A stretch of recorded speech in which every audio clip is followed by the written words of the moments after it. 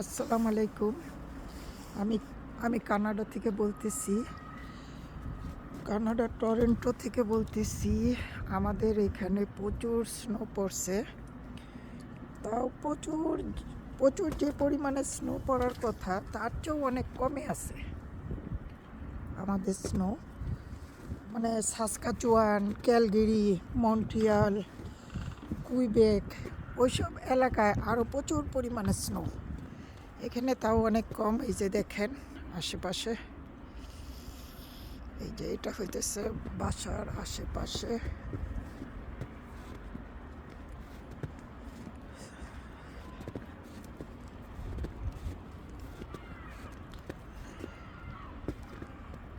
এই যে এটা হইতেছে আমার বাড়ির সামনের টুকু স্নো। সামনে আমার বাসার পিছনে স্কুল, বাচ্চাদের স্কুল। আমি আসলে আপনাদেরকে আজকে কিছু কথা বলতে চাই প্রবাসীদের জন্য কিছু কথা বলতে চাচ্ছি।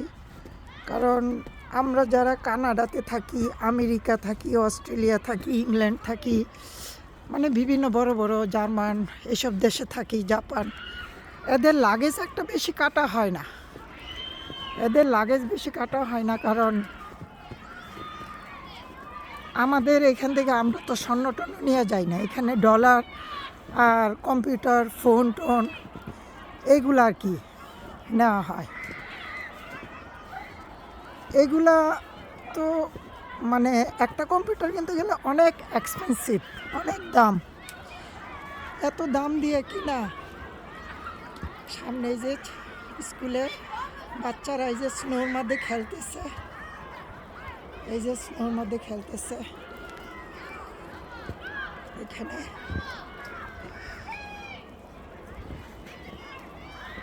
এই যে দেখেন বাচ্চারা এই যে স্নোর ভিতরে খেলতেছে। আমার বাসার পিছনে এগুলা।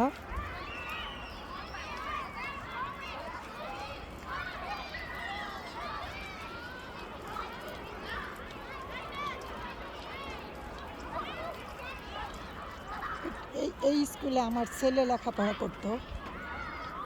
আমার ছেলে যখন অনেক ছোট ছিল তখন এই স্কুলে লেখাপড়া করতো।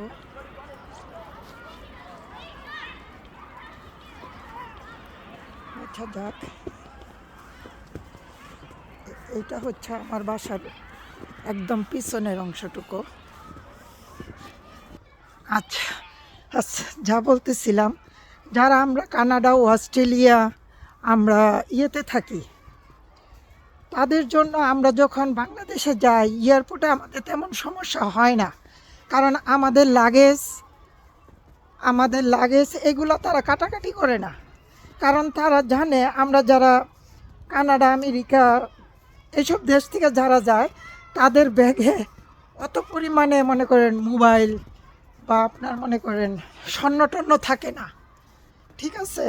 আর ডলার তো আমরা ব্যাগে রাখবো না, তাই তারা প্রয়োজন মনে করে না যে ব্যাগটা কাটতে হবে। যেহেতু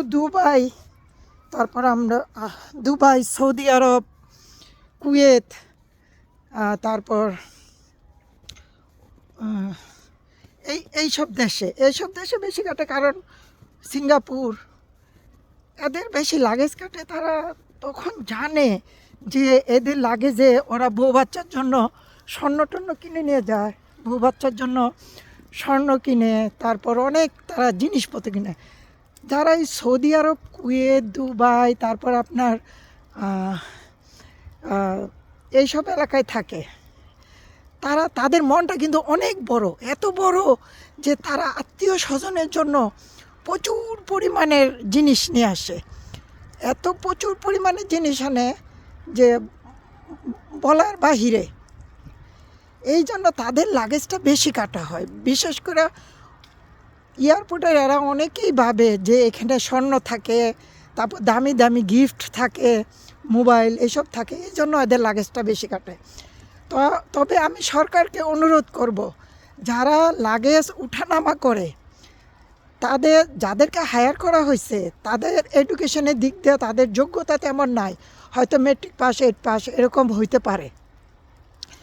এবং তাদেরকে যে হায়ার করে তাদের ওইখানে যারা কাজ করে চাকরি করে তাদেরই লোক তাদেরই লোক ওইখানে ওদের লোককেই তারা হায়ার করে, টাকা পয়সা দিয়া ঘুষ দেয়া অফিসারকে ধইরা তাদের লোকেই হায়ার করে। তাই তারা যারা লাগেজ টানাটানি করে উপরে মহলের সাথে তাদের একটা হাত থাকে, যোগাযোগ থাকে।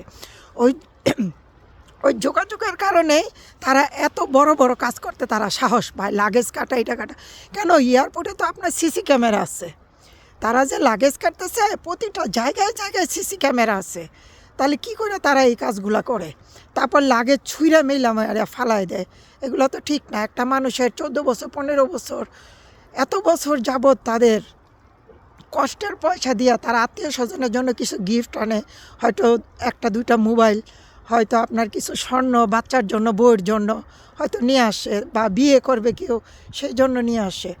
এই যে আপনারা যে এইগুলা কাটেন এটা তো ঠিক না। একটা মানুষের এত কষ্টের পয়সা, এরা যে বিদেশ যায় এরা কিন্তু অনেক কষ্ট করে বিদেশ যায়, সরকার কিন্তু এদেরকে পাঠায় না যে আমরা সরকার থেকে 50 জন পাঠাইলাম 20 জন পাঠাইলাম, তোমরা অ্যাপ্লিকেশন করো, টাকা জমা দাও, আমি তোমাদেরকে পাঠাইতেছি। নো, এই হয়তো সরকার পাঠাইতেছে না, তারা দালাল দইরা কারো মাধ্যমে ধইরা নিজেদের যেখানে হয়তো 3 লাখ টাকা লাগে এখানে তারা 5 লাখ টাকা খরচ করে যেতেছে, যেখানে 2 লাখ টাকা লাগে এখানে তারা 4 লাখ টাকা খরচ করতেছে। এইভাবে করে তারা বিদেশ যাইতেছে। যার যে নিজের আপনার এটাকে কি বলে, নিজের শক্তিতে নিজের যোগ্যতা, একে দইরা তাকে দইরা দালাল দইরা যাইতেছে। অনেক সময় তারা ধরা খাইতেছে, কইতেছে, ঠিকভাবে তারা যাইতেও পারতেছে না। সরকার এই দেশে তো এইদিকে তো সরকার দৃষ্টি আকর্ষণ করতেছে না। সরকারের উচিত এগুলা দৃষ্টি আকর্ষণ করা। ঠিক আছে, এত কষ্ট করে ওরা বিদেশ যায়, তারপর আবার তারা বিদেশ থেকে টাকা কামায়া আবার বাংলাদেশে দেয়।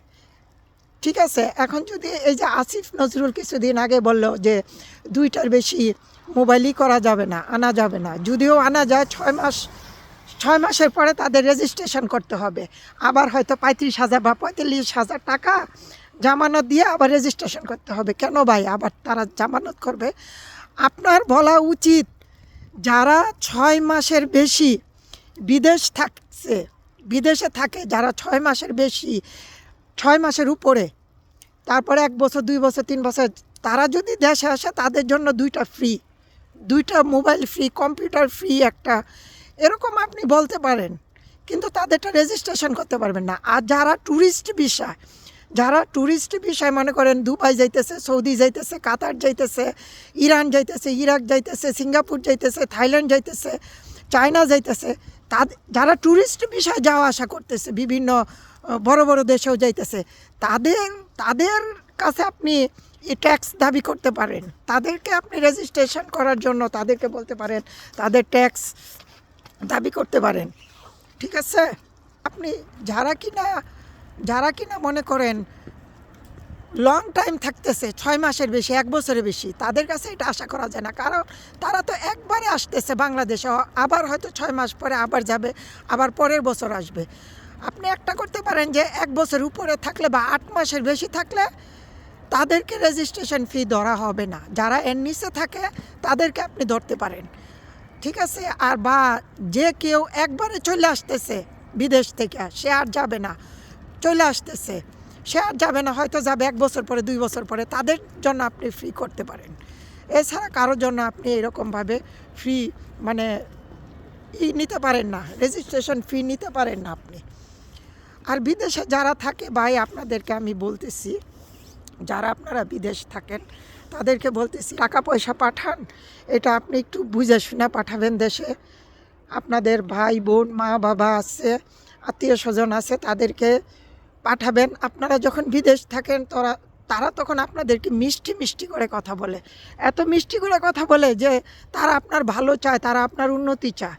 কিন্তু যে আপনার টাকা পাঠানো শেষ, আপনি দেশে চলে আসবেন, তখন আইসা দেখবেন কোনো কিছুই আপনার নাই, সব কিছু হয়তো আপনার বউয়ের হয়ে গেছে, সব কিছু আপনার মার হয়ে গেছে, বাবার হয়ে গেছে, ভাইয়ের হয়ে গেছে, ভাই বোনের হয়ে গেছে, কিন্তু বউয়ের হয়ে গেছে, হয়তো আপনার ছেলেমেয়েরা যদি বড় থাকে তাদের হয়ে গেছে, কিন্তু আপনার কিছুই থাকবে না।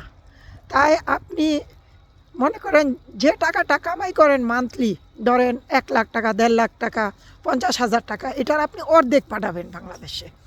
50,000 টাকা হলে আপনি 25,000 পাঠাবেন বাংলাদেশে খরচ করার জন্য, আর 25,000 টাকা আপনার হাতে রাখবেন। 70,000 হলে আপনি 30,000 টাকা পাঠাবেন, বাকি টাকা আপনি রাখবেন।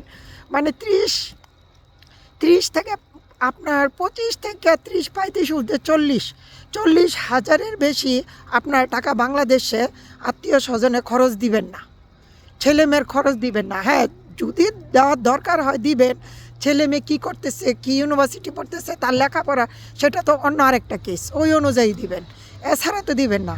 বাকি টাকা আপনি একটা অ্যাকাউন্ট করে রাখবেন, সেই অ্যাকাউন্টে আপনি পাঠাবেন টাকা। আর আরও আছে যে আপনার হয়তো অ্যাকাউন্ট নাই বাংলাদেশে, আপনি যে দেশে থাকেন, সৌদি, কুয়েত, তারপর আপনি দুবাই, তারপর আপনার ইটালি, ফ্রান্স, তারপর আপনার সিঙ্গাপুর, যেসব দেশে থাকেন না কেন, কোরিয়া, ওই দেশের দূতাবাসের সাথে গিয়ে কথা বলবেন। দূতাবাসকে গিয়ে বলবেন আমি বাংলাদেশে একটা অ্যাকাউন্ট করতে চাই, সোনালী ব্যাংক আছে, পূবালী ব্যাংক আছে। আপনারা যেসব ব্যাংকের অ্যাকাউন্ট করবেন, প্লিজ আপনাদেরকে অনুরোধ করতেছি, অ্যাকাউন্টটাও আপনারা করবেন সরকারি ব্যাংকে অ্যাকাউন্ট করবেন, যেমন সোনালী ব্যাংক, পূবালী ব্যাংক, এইসব ব্যাংকে আপনারা অ্যাকাউন্ট করবেন। কোনো আপনি প্রাইভেট ব্যাংকে অ্যাকাউন্ট করবেন না। যদিও করেন, প্রাইভেট ব্যাংক সম্পর্কে আপনার জানতে হবে যে তারা কতটুকু মানে স্ট্রং আছে, ওই ব্যাংকগুলা, ওইটুকু জেনে তারপর আপনারা করবেন প্রাইভেট ব্যাংকের অ্যাকাউন্ট। এছাড়া আপনাদের সবাইকে অনুরোধ করব, আপনারা সোনালী ব্যাংক, পূবালী ব্যাংকে অ্যাকাউন্ট করবেন। ওই দূতাবাসকে গিয়ে বলবেন, ওই দূতাবাস আপনাকে হেল্প করবে অ্যাকাউন্ট করার জন্য, ঠিক আছে? ওই দূতাবাস আপনাকে হেল্প করবে অ্যাকাউন্ট করার জন্য,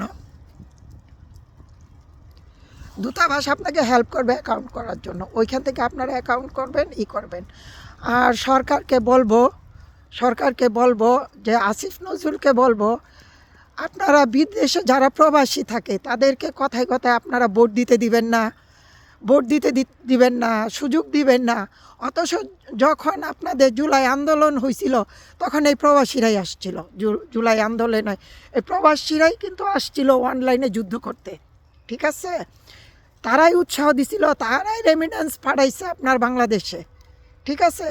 তাই আপনারা যাই করেন একটু বুঝে করবেন। আর এয়ারপোর্টে যাদেরকে আপনারা নিয়োগ করবেন, তারা যদি অবৈধ কাজ করেন, একটাই অনুরোধ করব, তাদেরকে চাকরি থেকে তাদেরকে বাদ দিয়ে দেন, দিয়ে নতুন নিয়োগ করেন।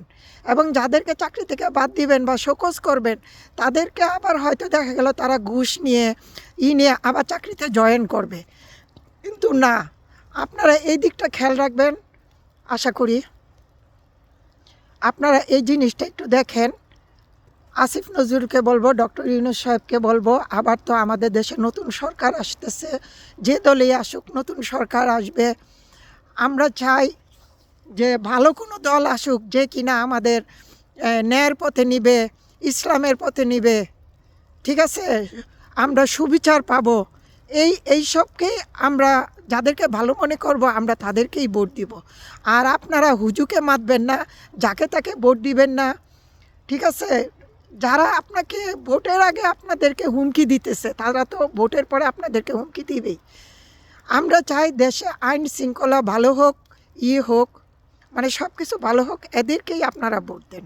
Thank you.